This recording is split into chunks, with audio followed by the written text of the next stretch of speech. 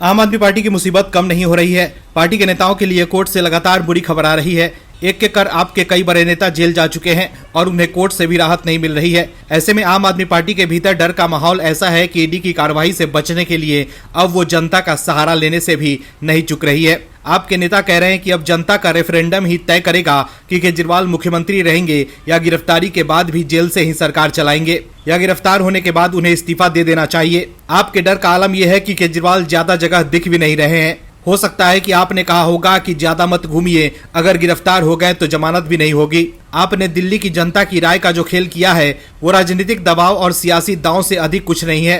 केजरीवाल अपने आप को भगत सिंह का चेला बताते हैं, लेकिन भगत सिंह तो जेल जाने से इतना कभी नहीं घबराए, लेकिन केजरीवाल तो काफी घबराए हुए लगते हैं। जो लोग आंदोलन से निकले हैं शायद उन्हें अब अपनी ईमानदारी पर ही संदेह होने लगा है। आप नेता सौरभ भारद्वाज ने फिर अपने डर का ऐलान सरेआम कर दिया है। क्या है खबर, बताते हैं आपको इस रिपोर्ट में।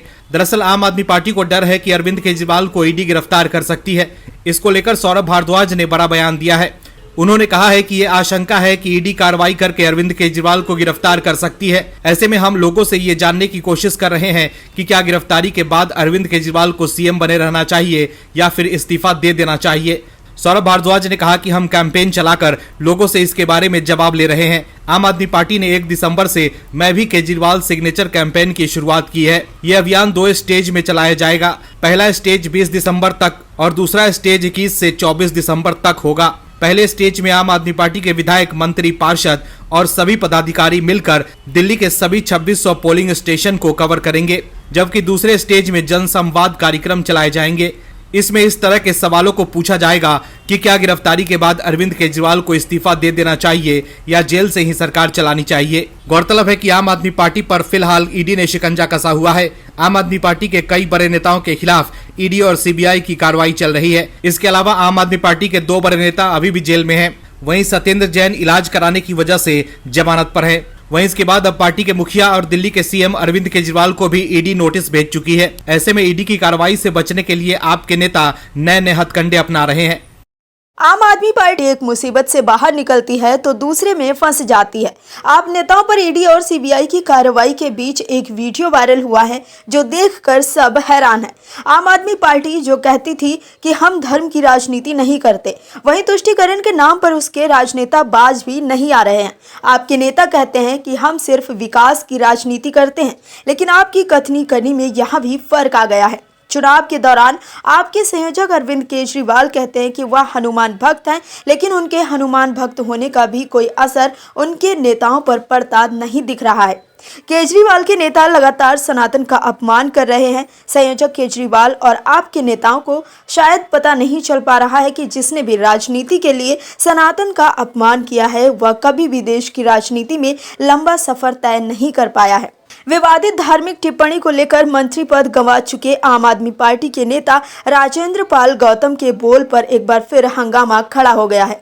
आप विधायक का एक वीडियो वायरल हो रहा है जिसमें वह लोगों को मंदिर न जाने की सलाह देते दिख रहे हैं। इस वीडियो को लेकर बीजेपी ने एक बार फिर अरविंद केजरीवाल सरकार की घेराबंदी तेज कर दी है। वायरल वीडियो में राजेंद्र पाल गौतम लोगों को मंदिर न जाने की सलाह देते सुनाई दे रहे हैं। वो कहते हैं कि वहां इज्जत लूटी जाती है और कत्ल होता है। आप नेता कहते हैं कि आप ऐसी चीजों में भरोसा मत करो जो आपको नुकसान पहुंचाती हो। एक बात बताइए, अगर कहीं मंदिर में जाने से हमारे लोगों की हत्या होती हो, अगर मूर्ति छू लेने से हमारी युवाओं की हत्या हो रही हो, तो आप ऐसे जगह क्यों जाते हो जहां आपका अपमान हो, जहां आपकी बहन बेटी की इज्जत लूटी जाए, जहां आपका कत्ल कर दिया जाए, जहां अपमान हो वहां जाना बंद करो। हालांकि OMH न्यूज इस वायरल वीडियो की सत्यता की पुष्टि नहीं करता है। ये साफ नहीं है कि ये वीडियो कहां का है और राजेंद्र गौतम ने किस संदर्भ में ये बातें कही हैं। वहीं राजेंद्र पाल गौतम का वीडियो वायरल होने पर बीजेपी एक बार फिर आप पर हमलावर हो गई है। बीजेपी ने तुष्टीकरण का आरोप लगाते हुए गौतम को पार्टी से बाहर करने की मांग की है। बीजेपी नेता गौरव भाटिया ने ट्विटर पर आप नेता का वायरल वीडियो शेयर कर लिखा है कि मंदिरों में जाना बंद करो। मंदिरों में महिलाओं के साथ दुष्कर्म होता है, मंदिरों में दलितों को मारा जाता है। आप विधायक राजेंद्र पाल गौतम ने एक बार फिर मंदिरों और हिंदुओं को गाली दी। इससे पहले 10,000 लोगों के सामूहिक धर्मांतरण के दौरान वह लोगों को हिंदू धर्म और हिंदू देवताओं का बहिष्कार करने की शपथ दिला रहे थे। कट्टर हनुमान भक्त केजरीवाल ने बार बार हिंदू धर्म का अपमान करने के लिए उन पर कार्रवाई न कर उन्हें अभी तक पार्टी से क्यों नहीं निकाला। वहीं दिल्ली बीजेपी के प्रदेश अध्यक्ष वीरेंद्र सचदेवा ने कहा है कि आज पूरा देश प्रभु श्री राम के मंदिर की प्राण प्रतिष्ठा की प्रतीक्षा कर रहा है। पूरे देश में उत्साह का माहौल है और ऐसे समय में अरविंद केजरीवाल की पार्टी के नेता राजेंद्र पाल गौतम की हिंदू धर्म को अपमानित करने की टिप्पणी पीड़ा देती है। आम आदमी पार्टी ने भी धर्म की राजनीति शुरू कर दी है। वह विकास के मुद्दे से भटककर अब दिल्ली राज्य को धर्म की आग में झोंकने लगे हैं। कांग्रेस के दामन में इतने दाग हैं कि एक दाग को वह मिटाती है तो दूसरा दाग सामने आ जाता है। कांग्रेस का तहखाना ऐसे काले किस्सों से भरा पड़ा है जिसकी वजह से कांग्रेस हमेशा से सवालों के घेरे में आ जाती है। कांग्रेस के भीतर सत्ता संघर्ष की ऐसी कहानियां हैं जिसके कारण राजनीति से लेकर पारिवारिक रिश्ते तक तार तार हुए हैं। इंदिरा गांधी का नेहरू के साथ सत्ता संघर्ष हो या राजीव गांधी का संजय गांधी के साथ सत्ता की लड़ाई हुई, कांग्रेस के परिवार का हर नेता किसी न किसी तरह से सत्ता के लिए लालायित रहा है। जब गांधी परिवार ने अपने ही परिवार के लोगों को नहीं छोड़ा तो वह कांग्रेस पार्टी के अन्य नेताओं को क्या ही बख्शते। ऐसा हुआ भी। सोनिया गांधी ने पुत्र मोह में आकर कांग्रेस के बड़े नेता प्रणब मुखर्जी साहब को भी किनारे कर दिया, लेकिन प्रणब दा तो प्रणब दा थे। उन्होंने राहुल गांधी को हमेशा सीख देते नजर आए, जिस पर अब खुलासे होने लगे हैं। प्रणब दा की पुत्री शर्मिष्ठा मुखर्जी ने किताब लिखी जिसके कारण कांग्रेस और बेचैन हो गई है। कांग्रेस के दिग्गज नेता रहे प्रणब मुखर्जी की बेटी शर्मिष्ठा मुखर्जी द्वारा लिखी गई नई किताब में कई सनसनीखेज खुलासे किए गए हैं। किताब में बताया गया है कि प्रणब मुखर्जी ने कांग्रेस का नेतृत्व करने की राहुल गांधी की क्षमता पर सवाल उठाया था और उन्हें लगातार गायब रहने के चलते निराश थे। इसके अलावा ये भी कहा था कि राहुल गांधी के ऑफिस को एएम और पीएम के बीच का मतलब नहीं पता है तो पीएमओ क्या संभालेंगे। प्रणब माय फादर बुक में शर्मिष्ठा मुखर्जी ने राहुल गांधी पर अपने पिता की आलोचनात्मक टिप्पणियों और गांधी परिवार के साथ उनके संबंधों के बारे में विस्तार से लिखा है। शर्मिष्ठा किताब में लिखती हैं कि एक सुबह मुगल गार्डन में प्रणब की सामान्य सुबह की सैर के दौरान राहुल गांधी उनसे मिलने आए। प्रणब को सुबह की सैर और पूजा के दौरान कोई भी रुकावट पसंद नहीं थी, फिर भी उन्होंने उनसे मिलने का फैसला किया। वास्तव में शाम को प्रणब से मिलने का कार्यक्रम था, लेकिन उनके कार्यालय ने गलती से उन्हें सूचित कर दिया कि बैठक सुबह थी। मुझे एडीसी में से एक से घटना के बारे में पता चला। जब मैंने अपने पिता से पूछा तो उन्होंने व्यंग्यात्मक टिप्पणी की, अगर राहुल का ऑफिस एएम और पीएम के बीच अंतर नहीं कर सकता तो वो एक दिन पीएमओ क्या चलाएंगे। वहीं अब प्रणब मुखर्जी की बेटी शर्मिष्ठा मुखर्जी द्वारा लिखी गई इस नई किताब में राहुल गांधी को लेकर जो खुलासा हुआ है उससे कांग्रेस में खलबली मच गई है। किताब में हुए खुलासे से कांग्रेस नेता झल्ला गए हैं। किताब में किए गए खुलासों पर कांग्रेस नेता प्रमोद तिवारी ने कहा कि शर्मिष्ठा मुखर्जी कांग्रेस छोड़ चुकी हैं और वो राजनीति से भी संन्यास ले चुकी हैं। राहुल गांधी बहादुर नेता हैं और हमें अपने नेता पर नाज है, वो हर तरह से योग्य हैं। वहीं कांग्रेस नेता विजय वडेट्टीवार ने कहा कि प्रणब मुखर्जी एक वरिष्ठ नेता थे और कांग्रेस ने उनकी क्षमताओं के साथ न्याय किया। अब शर्मिष्ठा जी ने ऐसा क्यों कहा। बीजेपी का हमेशा किसी तीसरे व्यक्ति का उपयोग करके किसी व्यक्ति को बदनाम करने का गुप्त एजेंडा होता है। कुल मिलाकर देखें तो शर्मिष्ठा मुखर्जी की किताब में राहुल गांधी को लेकर हुए खुलासे से एक बार फिर कांग्रेस बैकफुट पर आ गई है। आपने एक कहावत जरूर सुनी होगी कि जिसको गाल बजाने की आदत हो जाती है वो हर जगह बस गाल बजाने का ही काम करता है। आपके नेता अपनी आदत से इतने मजबूर हो गए हैं कि वो कोर्ट के भीतर भी अपनी आदत से मजबूर होकर सिर्फ गाल बजा रहे हैं और अपने पक्ष में सिर्फ उल जलूल बयान दे रहे हैं।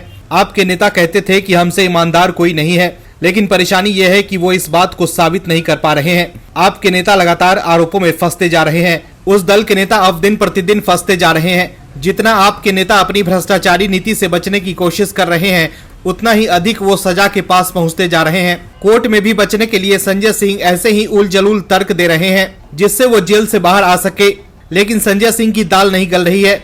लेकिन संजय सिंह की बात जिसने सुना वो कहने लगा कि आपको ऐसी शराब नीति बनाने से पहले इसके अंजाम के बारे में सोचना चाहिए था।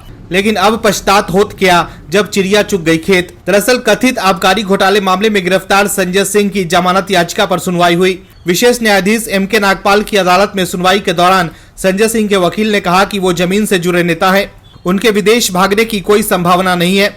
बीते 15 महीने से उनके खिलाफ कोई आरोप नहीं था। किसी भी आरोप पत्र में उनका नाम नहीं लिया गया था। संजय सिंह के वकील ने कहा कि सिसोदिया के खिलाफ भी पेश किए गए आरोप पत्र में जिक्र नहीं किया गया था कि संजय सिंह को कंपनियों से 2 करोड़ रुपए दिए गए। देश की पुरानी सरकारों ने अपनी सियासत को चमकाने के लिए देश को खूब नुकसान किया है। चीन को जमीन देने की बात हो या फिर पाकिस्तान को कश्मीर देने की बात हो, पहले ही कांग्रेस की सरकारों ने देश की संपत्ति को घर की संपत्ति की तरह बांटा और बेच दिया। आज की सरकार जिस तरह से उन समस्याओं को दूर करने के लिए काम कर रही है, विपक्ष को ये बात भी हजम नहीं हो पा रही है। आखिर कैसे विपक्ष कश्मीर के मुद्दे पर सत्ता दल के फैसले से झल्ला गया। संसद में शीतकालीन सत्र के दौरान बोलते हुए गृह मंत्री अमित शाह ने पीओके मुद्दे को लेकर पूर्व प्रधानमंत्री पंडित जवाहरलाल नेहरू पर निशाना साधा था, जिसके बाद लोकसभा में कांग्रेस और बीजेपी सांसदों के बीच नोकझोंक शुरू हो गई। वहीं इसे लेकर अब जम्मू कश्मीर के नेता भी झल्ला गए हैं। जम्मू कश्मीर के पूर्व मुख्यमंत्री और नेशनल कॉन्फ्रेंस के अध्यक्ष फारूक अब्दुल्ला ने अमित शाह के फैसले से बेचैन नजर आ रहे हैं। फारूक अब्दुल्ला ने कहा कि ये सब सियासत है। आप उस वक्त जिंदा नहीं थे, आप उस वक्त पैदा नहीं हुए थे। उस समय क्या स्थिति थी वो आपको पता तक नहीं है। उस समय पुंछ और राजौरी को बचाने के लिए फौज को डाइवर्ट कर दिया गया ताकि ये दोनों जगह बच जाएं, और आज पुंछ और राजौरी अगर भारत का हिस्सा है तो उसी की मेहरबानी से हैं, नहीं तो वह भी पाकिस्तान में चला गया होता। उस समय जो स्थिति के अनुसार इसके अलावा कोई और रास्ता नहीं था। फारूक अब्दुल्ला ने गृह मंत्री अमित शाह पर निशाना साधते हुए कहा कि वो लोगों से झूठ बोल रहे हैं। जब फारूक अब्दुल्ला से पूछा गया कि क्या कश्मीर का माहौल पहले से बेहतर हुआ है, तो इसके जवाब में उन्होंने कहा कि कश्मीर का माहौल पहले से भी ज़्यादा खराब कर दिया गया है। कितनी फौज है वहाँ, कितनी बीएसएफ है, कितनी सीआरपीएफ है, कितनी सीआईएसएफ है, ये सब मेरे वक्त में नहीं थे। आज ये लोग हर घर के सामने खड़े हैं। उन्होंने आगे कहा कि इतनी सिक्योरिटी होने के बाद भी हमारे जवान शहीद क्यों हो रहे हैं? अगर सचमुच आतंकवाद खत्म हो गया है तो कैसे जवान शहीद हो रहे हैं, कैसे लोग मारे जा रहे हैं? इससे पहले लोकसभा में बोलते हुए गृह मंत्री अमित शाह ने कहा था कि नेहरू की गलतियों के कारण पीओके बना। नेहरू के प्रधानमंत्री रहते हुए उनकी 2 गलतियों को सालों तक कश्मीर को भुगतना पड़ा। वहीं लोकसभा ने जम्मू और कश्मीर आरक्षण संशोधन विधेयक 2023 और जम्मू और कश्मीर पुनर्गठन संशोधन विधेयक 2023 को पारित कर दिया है। इसको लेकर वे विपक्ष की बेचैनी बढ़ गई है। कश्मीर को लेकर मोदी सरकार द्वारा लिए गए फैसले से विपक्ष की नींद उड़ गई है। फारूक अब्दुल्ला बेचैन हो रहे हैं कि घाटी में शांति कैसे है, क्यों घाटी से धारा 370 हटने के बाद कश्मीर के लोग सड़क पर नहीं आए। पीएम मोदी की मजबूत राजनीतिक छवि और राजनीतिक दूरदृष्टि ने कांग्रेस को हमेशा से ही परेशान किया है, करे भी क्यों ना, क्योंकि कांग्रेस के नेता तो चुनाव खत्म होते ही विदेश यात्रा पर चले जाते हैं। दरअसल हम बात कर रहे हैं राहुल गांधी की। विरासत में मिलने वाली राजनीति को वह तो खत्म कर ही रहे हैं, साथ में कांग्रेस को भी और अपने राजनीतिक भविष्य को भी। लेकिन पीएम मोदी ने संसद के शीतकालीन सत्र में एक ऐसा मास्टर स्ट्रोक खेल दिया है जिसके बाद कांग्रेस में हड़कंप मच गया है। कांग्रेस डाल डाल चलती है तो बीजेपी पात पात, यानी हर बार 2 कदम आगे। कांग्रेस अभी 5 राज्यों के चुनाव में की गई मेहनत से हुई थकान और मिली हार को आराम कर भुलाने की कोशिश कर ही रही थी। तब तक बीजेपी ने लोकसभा चुनाव 2024 और कश्मीर के लोगों का जीवन को आसान बनाने के लिए कदम उठाने शुरू कर दिए हैं। बीजेपी ने संसद में ऐसे 2 कानून पास करा लिए जो जुड़े तो कश्मीर से हैं, लेकिन इसका असर पूरे देश में देखने को मिला है, राजनीतिक तौर पर भी और लोगों को बेहतर जीवन देने के स्तर पर भी। यही तो है मोदी मैजिक, एक तीर और कई निशाने। 5 राज्यों में हुए विधानसभा चुनाव में जबरदस्त जीत के बाद बीजेपी ने जम्मू कश्मीर में बड़ा खेला कर दिया है।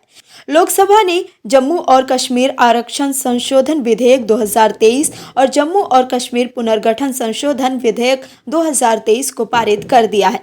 वहीं चर्चा के दौरान केंद्रीय गृह मंत्री अमित शाह ने लोकसभा में कश्मीरी पंडितों के विस्थापन का जिक्र करते हुए कहा कि ये बिल उनके अधिकार दिलाने का काम करेगा, उन्हें प्रतिनिधित्व देने का काम करेगा। मतलब जम्मू कश्मीर में कश्मीरी पंडितों के लिए बिल पास करवाकर मोदी सरकार ने नया इतिहास रच दिया है। अमित शाह ने सदन को बताया कि कश्मीर विधानसभा में 1 सीट पाकिस्तान के कब्जे वाले कश्मीर से विस्थापित लोगों के लिए आरक्षित की जाएगी।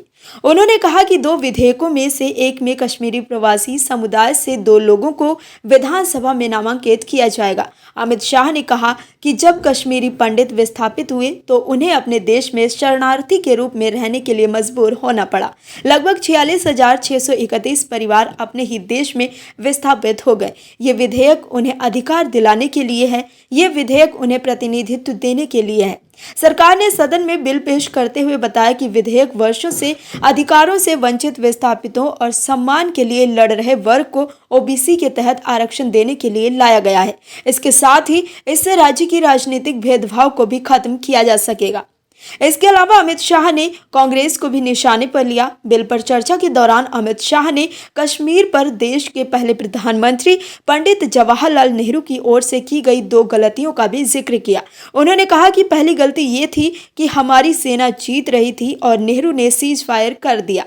अगर सीज फायर 3 दिन लेट होता तो पीओके भारत का हिस्सा होता। उनकी दूसरी गलती ये थी कि जम्मू कश्मीर के मसले को संयुक्त राष्ट्र में ले जाना था। और भी वीडियोस देखने के लिए चैनल को सब्सक्राइब करें और बेल आइकन को दबाएं।